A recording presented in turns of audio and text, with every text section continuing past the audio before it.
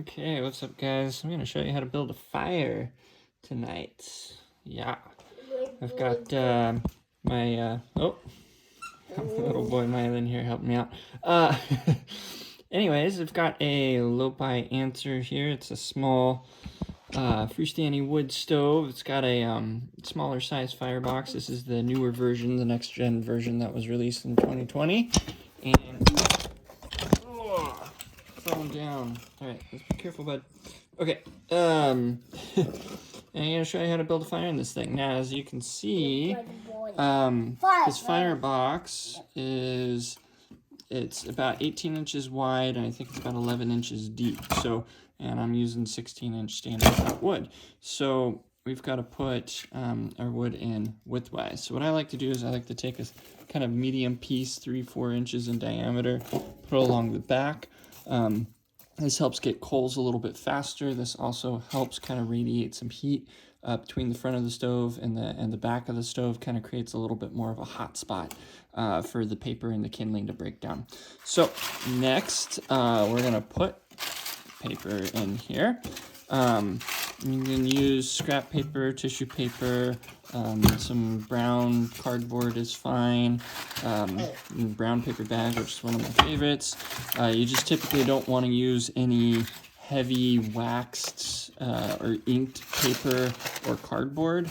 That could be very bad for potentially bad for your unit and bad for the environment. And so it's better to have clean stuff. Regular black and white stuff is okay, but try and stay away from the colored stuff as much as possible. All right, after that, then we are going to start putting our kindling in there. So I usually start with some pretty small stuff here. I think smaller the better, the easier it is to light. And I usually layer my kindling in 3 to 4 pieces across. I kind of try and put them at an angle and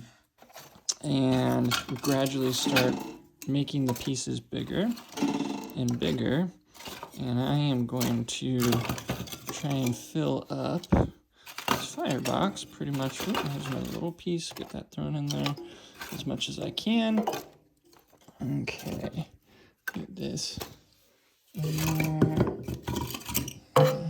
there.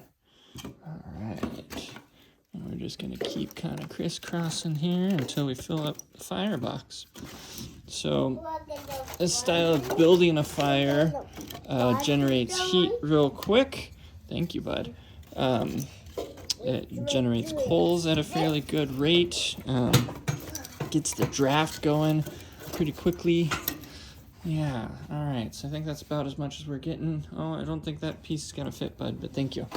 Now, as this fire burns down and the smaller stuff kind of starts breaking down, the bigger stuff will fall down on top of it and create bigger coals and more coals. And soon as I like to kind of mess with the fire, keep things kind of trickling downwards, keep the process moving fairly rapidly for the first 5, 10, 15 minutes of the fire.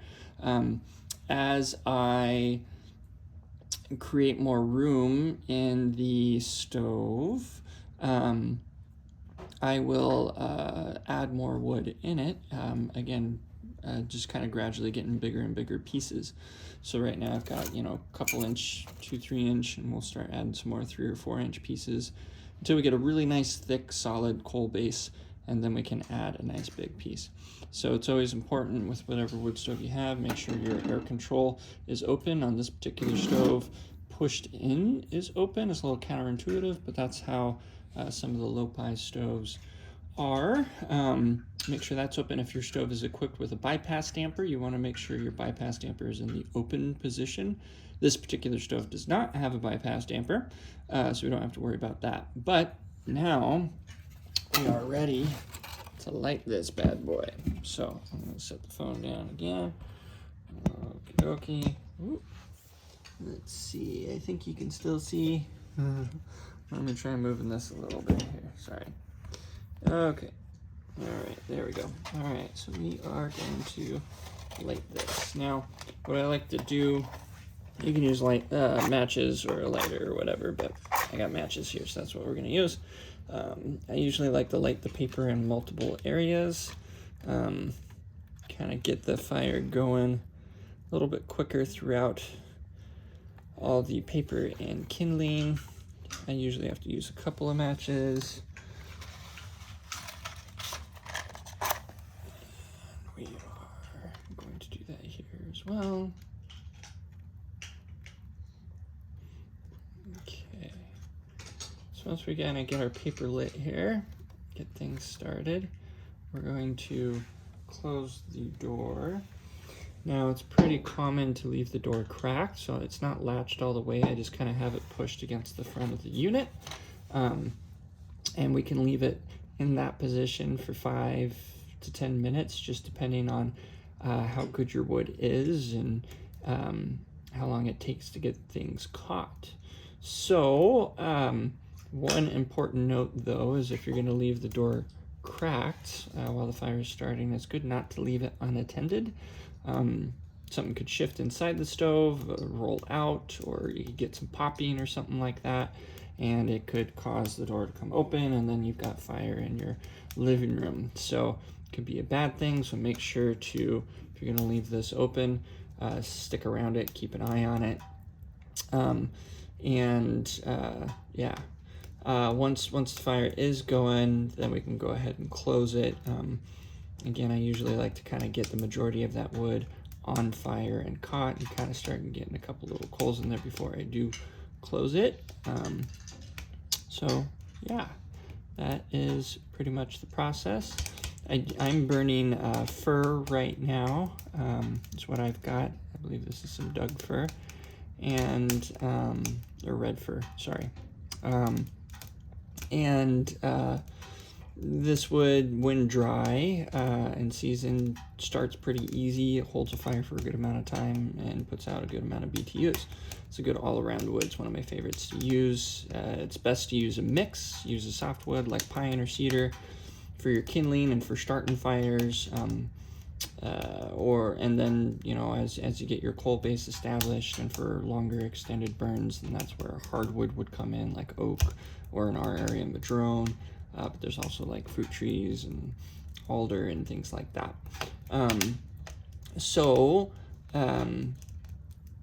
No matter what wood you are burning, whether it be pine or fir or hardwood, it is very important to make sure that your moisture content is at a good level. And basically what that means is that your wood is seasoned and dry. Now there are two differences between seasoned and dry wood. Seasoned is wood that has been dead for a while. It's been sitting maybe for a while, a couple of years, 6 months, whatever. It's just not like a green tree, so it's something that's been dead. And that's kind of what seasoned wood is. However, seasoned wood can still be wet, you know, especially if it's sitting out in the forest somewhere or sitting out in a yard, uncovered. It still is absorbing moisture, whether it be rain, snow, mist, you know, just ambient moisture.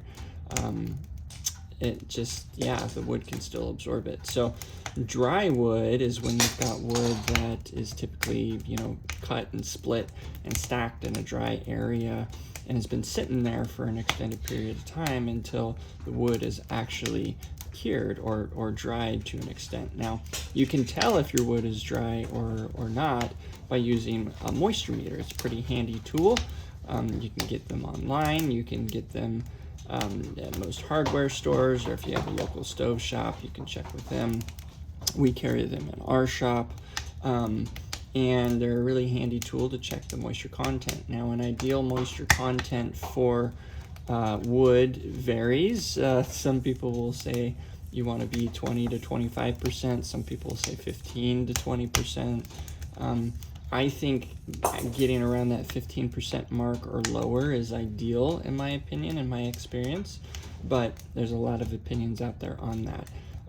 You don't want your wood too dry because that can actually cause some other issues. I think anything below 7-8% can potentially break down too fast and release the fuel too quickly, which could result in added creosote buildup in the system if it doesn't have enough oxygen to burn thoroughly, or if it doesn't have a modern efficient stove with a reburn system in it. So you have to be a little bit careful of that. So we're kind of at this point where the fire is really raging here. Kindling down below is kind of breaking down. I feel comfortable. We can probably close our door. So now you see that there wasn't a huge change in the flame. I mean, it changed a little bit, but it didn't really die down. If you close that door and the fire like really dies down, or you lose a lot of flame, crack that door back open, kind of let it get going a little bit further. A lot of times when your wood is having a hard time starting, it's an indication that either you're using a hardwood, which is harder to start with. You know, the denser the wood, the heavier the wood, the harder it is going to be to start with, because it takes longer to break down. But generally it means you have too much moisture in the wood. And so there's 3 stages to burning, and the first stage is the drying phase. You know, for wood to be burned and to create fire, there's 3 stages, which is the drying, pyrolysis, and then the charcoaling stage. And that first stage is the drying stage. So what happens is it's evaporating or kind of in a sense like cooking the moisture out of the wood. And the more moisture you have in the wood, the longer that takes. And so it takes longer for the wood to actually break down and turn into coals, essentially. So again, it's very important to have a good moisture content in your wood. Get a moisture meter, use it, check your wood regularly. For most softwoods, it's not uncommon for 6 months to be a good enough time for the wood to kind of dry and cure. That's with it being split and being stored in a good covered area. You want an area that is covered on the top and the sides but has good ventilation. You don't want a fully enclosed area. Tarps can be problematic. If you're encasing your wood in tarps, it can actually hold moisture inside of it. I've had people with tarps that, you know, are covering their wood and it's been covered for 2 years, and they swear up and down that their wood is dry, and we pull the tarp off and you can see moisture underneath the tarp, and you check the wood and it's maxing out a moisture meter.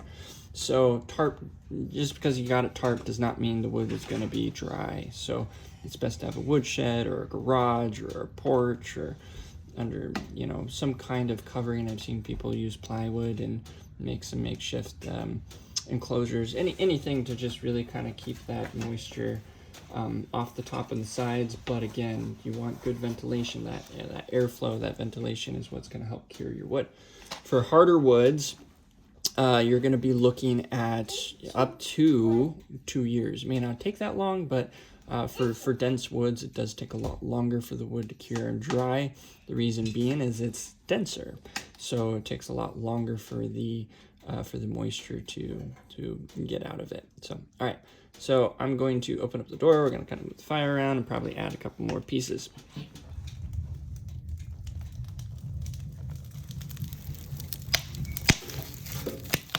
Now I am using a Fireplace Glove, which I highly recommend. Fireplace gloves they got a long gauntlet to them. They're actually insulated, heavy leather, kind of like a welding glove, but a little bit more substantial. So, all right, so make some room in there. Oh, there goes my phone again. All right, there we go. Hey, bud. Let's not do that, please. Thank you. All right, get that in there. And we'll let that burn down a little bit more, and then probably add a bigger piece on top of that. Now, one thing to kind of take note of is whenever you're adding wood, before you close the door, it's important to make sure that you don't have anything sitting on this lip or poking out, because it could cause the door to not close all the way, or it could potentially cause the glass to break. You know, most glass, I would assume almost all glass in wood stoves, especially modern wood stoves, the glass is actually a ceramic plate glass, so it's got little ceramic fibers in it, and the heat from the fire actually won't affect it at all. You could have a hot burning log roll up against the glass, and it's not going to hurt it, which is great. So, but it is still glass, so things like impact. So if you've got a piece of wood sticking out and you cram the door against that, it could crack it.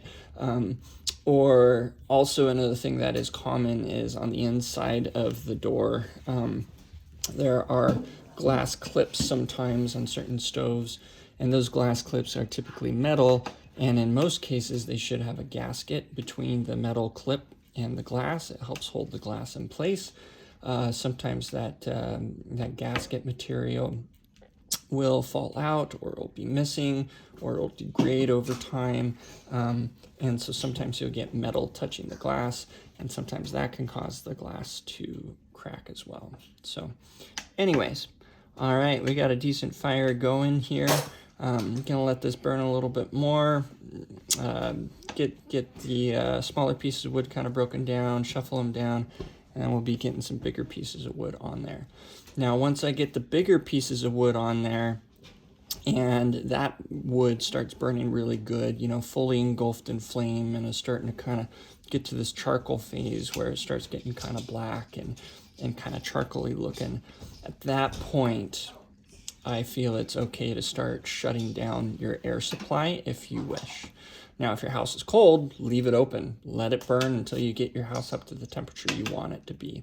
But if you're just kind of taking the chill off, or it's not that cold, or you're warm enough in that short amount of time, then you can start backing it off. But a common mistake most people make is that they shut down their stove too soon. The problem with this is that most of the time it takes a really, really long time for the unit to get up to temperature, and it may not ever get up to temperature if you're shutting the stove down too soon. And so what this can cause is that you aren't going to be running at your most efficient level, and your flue temperatures, or your chimney temperatures, your interior chimney temperature, is going to be a lot lower. You may not ever get that chimney actually up to the temperature it really should be.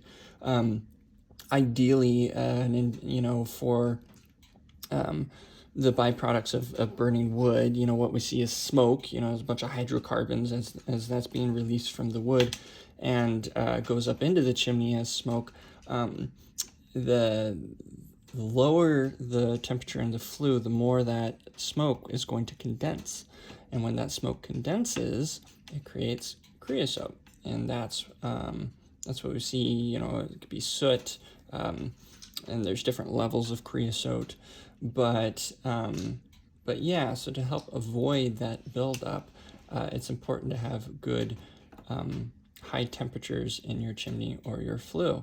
And one of the best ways to do that is when you're first starting a fire, to really let things get up to temperature. Now, if you have a stovetop thermometer, which I had one, I just don't know where it is right now. I'm not sure where it ended up.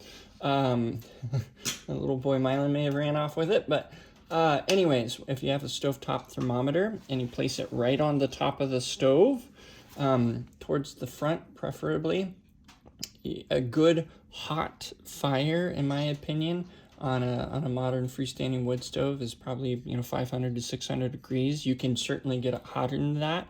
I usually do with my wood stoves. I get it 650, 700, and I consider that a really good hot fire. I consider that being, getting up to temperature. I usually don't run it in that range for an extended period of time. Usually by that time the house is plenty up to temperature and I can, start shutting things down. But I like getting it that hot at least once a day when I'm burning. If I'm going to burn throughout the day and throughout the night, I like to do it in the morning, and then I like to do it in the evening before I load it up and shut it down. So yeah, there's kind of some things that will help limit the creosote buildup in your system as you're burning, and kind of help your stove actually work at its optimum efficiency too. I kind of like to think of a modern wood stove as kind of like a sports car, so you want to put premium fuel in it, and they like to go fast, meaning they like to burn hot. Don't be afraid of burning them hot. They are designed to be burned hot. Some people call it, it's designed to have a hostile environment inside of them. Now, depending on the quality of your stove, burning them hotter means that they may start degrading at a faster rate. Unfortunately, stoves that you get from hardware stores typically are coming from China. Steel's not as thick. They don't use as many stainless steel components. And so those steel components and the parts inside the stove will break down a lot quicker and wear out a lot quicker, so they may not last as long. But a decent quality modern wood stove, it's really designed to be burned hot. Now you don't have to burn them hot all the time, but again, at least once a day, and if you're going to be burning throughout the day and throughout the night, try and do it twice. And it's good to have that really good hot blazing fire 45 minutes to an hour really before you kind of start shutting things down. You know, and again, I'm going to wait until the smaller stuff breaks down. I'm going to try and, I'm probably only going to be able to get one big log on at a time until I get a really good coal base in there. But as soon as I get that on there and that log catches, I'll probably start shutting it down. We're already getting up to temp in the house. I have a pretty small house though, so it doesn't take too much. But anyways, one last thing, if you do plan on having a fire overnight, I highly recommend using a hardwood if you have it. The denser the wood, the longer it will last, because the slower it breaks down. And don't be afraid to load your unit up. You know, let whatever wood you've got in there burn down to coals. Just make sure you got a nice good thick coal base in there, and get, you know, 2, 3, 4, or 5 pieces in there if you got a nice big stove. Load it up as much as you can, and before you shut your unit down, leave your air control all the way open. If your stove's equipped with a bypass damper, which sometimes can be located at the top of the unit or on the side of the unit, leave that open and let all that new wood that you just loaded in there get fully engulfed in flame, and just let it burn like crazy for a good, you know, 5, 10, 15 minutes. And just kind of let everything get really hot, really cooking, and then you can shut it down. And with most wood stoves, I mean, you can shut your air control down all the way. They're typically designed that way. So don't be afraid of shutting it all the way. In some circumstances, like say if your wood isn't as dry as it should be, or maybe the quality of the wood, maybe it's got a lot of, you know, it's kind of like breaking, you know, what's the word I'm thinking of? It's kind of rotting, you know, things like that. You may need to give it a little bit more oxygen. Or if you tend to have creosote problems for other reasons as well, maybe your system isn't quite tall enough, or it's too tall, or there's a lot of it on the outside, or maybe you got a lot of bends or elbows in your system, and so all of those things can kind of reduce draft, or essentially reduce your flue temperatures. And so leaving your air supply open a little bit can help keep the creosote levels down too in certain circumstances. But anyways, load it up, get it nice, good and going. Yeah, bud. Oh, are you a ghost? Get it nice and loaded up, get it rip-roaring, then go ahead and shut it down for the evening. All right, guys, there you go. Have a good one.